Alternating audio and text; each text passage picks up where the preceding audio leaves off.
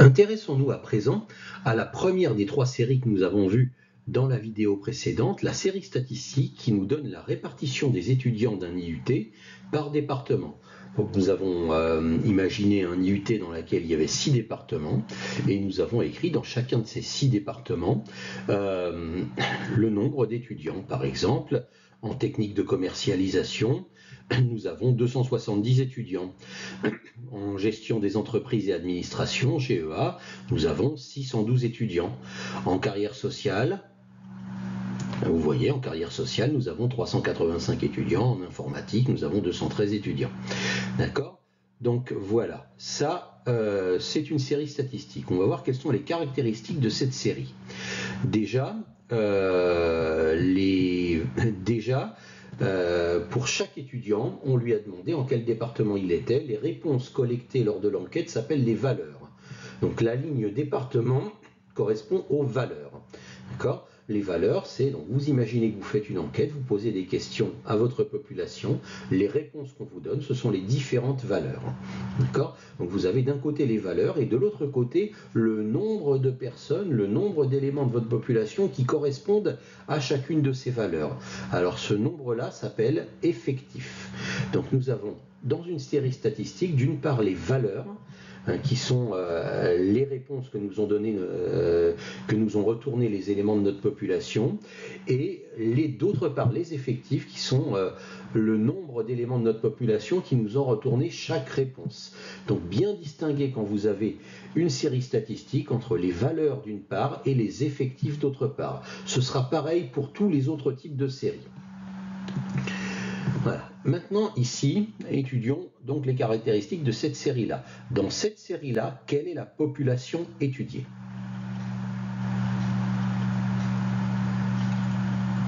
Avez-vous une idée sur la population étudiée ? Donc la population étudiée ici, ce sont les étudiants d'un IUT. Okay ? Donc on a choisi de faire une enquête sur les étudiants d'un IUT. Dans cette population, au cours de cette enquête, on a étudié un caractère spécifique. Quel est le caractère étudié pour cette population-là ?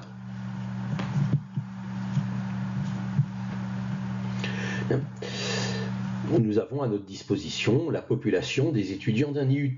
On aurait pu étudier leur âge, on aurait pu étudier la distance de l'IUT à leur domicile, on aurait pu étudier leur pointure de chaussures, on aurait pu étudier leur sexe, s'ils sont masculins ou féminins, on aurait pu étudier plein de choses. Ce qu'on a choisi d'étudier là, c'est le département dans lequel ils sont inscrits.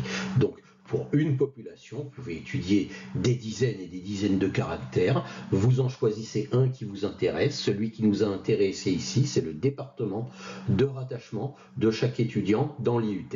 Voilà, donc dans une série statistique est étudiée, est rattachée à une certaine population et étudie un certain caractère de cette population, sachant qu'on aurait pu en étudier d'autres. D'accord ? Donc voilà, en termes de population et de caractère.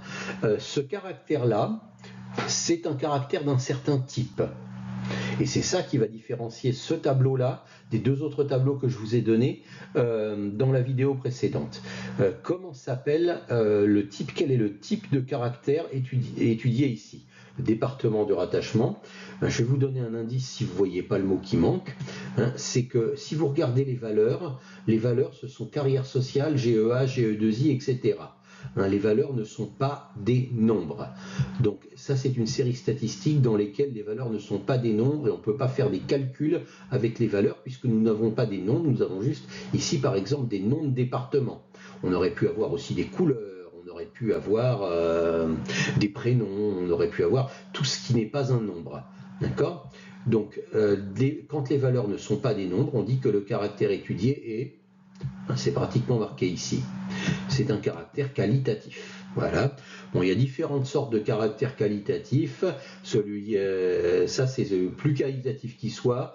Hein, c'est un caractère qualitatif dont on ne peut pas ordonner les différentes valeurs. Il n'y a pas de raison particulière de placer les départements dans cet ordre-là plutôt que dans un autre. D'accord? Alors qu'il y a d'autres caractères qualitatifs qui peuvent peut-être un petit peu plus être ordonnables. Donc ça, c'est vraiment du caractère qualitatif pur. Les valeurs ne sont pas des nombres et je ne peux pas faire des calculs avec. Donc voilà le premier type de séries statistiques auxquelles nous allons nous intéresser, les séries qualitatives. Quelles sont les valeurs de référence des séries qualitatives? C'est-à-dire quelles sont les choses que je peux calculer ou que je peux déterminer en regardant cette série qui nous permettent de tirer des conclusions et de prendre des décisions sur ma population en regardant les résultats de cette série. Eh bien, vous avez déjà l'effectif total. Alors, qu'est-ce que c'est que l'effectif total et comment le calcule-t-on? L'effectif total, eh bien, c'est le total du nombre de personnes qu'il y a dans ma population. D'accord? Donc là, c'est le total, la quantité d'étudiants que j'ai dans l'IUT. D'accord? Comment allons-nous calculer ici l'effectif total au vu de ce tableau? L'effectif total, on va le calculer en faisant la somme de tous les effectifs de toutes correspondant à chaque valeur. On va faire donc 385 plus 612 plus 553, etc. Voilà, et ça va nous donner, faites-le vous-même, n'attendez pas que je le fasse, ça va nous donner un total de 2500 étudiants dans notre IUT. Donc dans notre IUT, nous avons 2500 étudiants, l'effectif total est de 2500. Donc vous voyez là déjà une valeur de référence rattachée à ma série qualitative qui est l'effectif total. Autre valeur de référence, les fréquences. Les fréquences, ce sont les proportions. Alors c'est bien de savoir qu'il y a 385 étudiants en carrière sociale, mais je pourrais avoir envie de savoir quel pourcentage ça représente sur toute la population des étudiants. Et ça, c'est ce qu'on appelle non pas les effectifs, mais les fréquences, c'est-à-dire les pourcentages. Voilà, on va rajouter une ligne où on va exprimer non plus les effectifs, combien il y a d'étudiants, mais quel pourcentage du total ils représentent. Donc peut-être avez-vous une idée de comment faire, pouvez-vous mettre la pause et déterminer ce qu'on appelle les fréquences ou les pourcentages pour chaque valeur.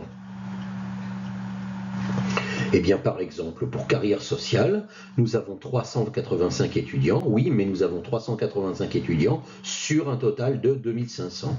Donc, on fait 385 sur 2500, 385 divisé par 2500, ça nous donne 0,154, ça nous donne évidemment la proportion écrite en décimale, à nous de la reconvertir en pourcentage.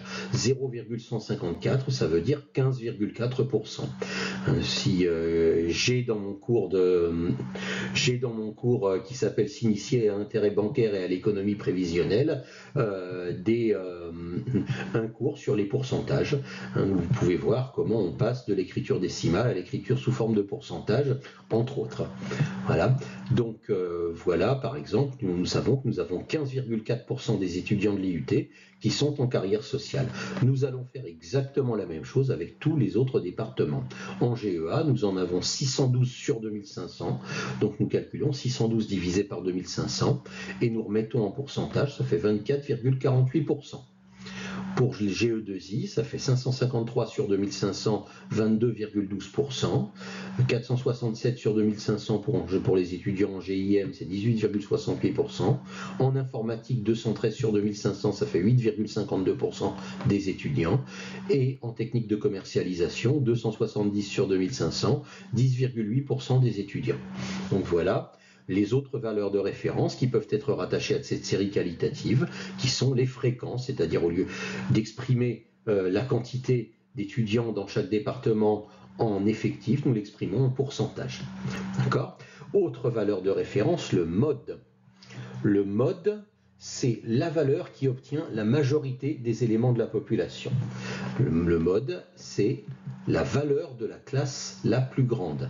Vous avez différentes classes ici, la classe carrière sociale, la classe GEA, la classe GE2I, GIM, info et technique de commercialisation. Quelle est la valeur de la classe la plus grande, c'est-à-dire quel est le mode? Vous avez une idée? Et bien le plus grand effectif et la plus grande fréquence, c'est 612 en fait. Le plus grand effectif c'est 612, la plus grande fréquence c'est 24,48. Donc le mode est, attention, faut pas se tromper, le mode c'est la valeur, c'est pas l'effectif. Donc le mode ça n'est pas 612, c'est pas 24,48, le mode c'est GEA. D'accord? Le mode c'est la valeur, hein, c'est pas l'effectif, c'est pas la fréquence. Donc le mode c'est GEA, ça veut dire que on a une majorité relative des étudiants qui sont inscrits en GEA. La majorité relative par opposition à majorité absolue. Il n'y a absolument pas besoin que ça dépasse 50% pour être le mode, il faut juste qu'il y en ait plus que dans les autres départements. Donc voilà. Voilà comment on étudie une série qualitative et voici comment on la reconnaît et voici quelles sont les valeurs de référence avec lesquelles on peut travailler sur une série qualitative. Et dans la vidéo suivante, on verra comment on représente les valeurs de cette série dans différents types de diagrammes.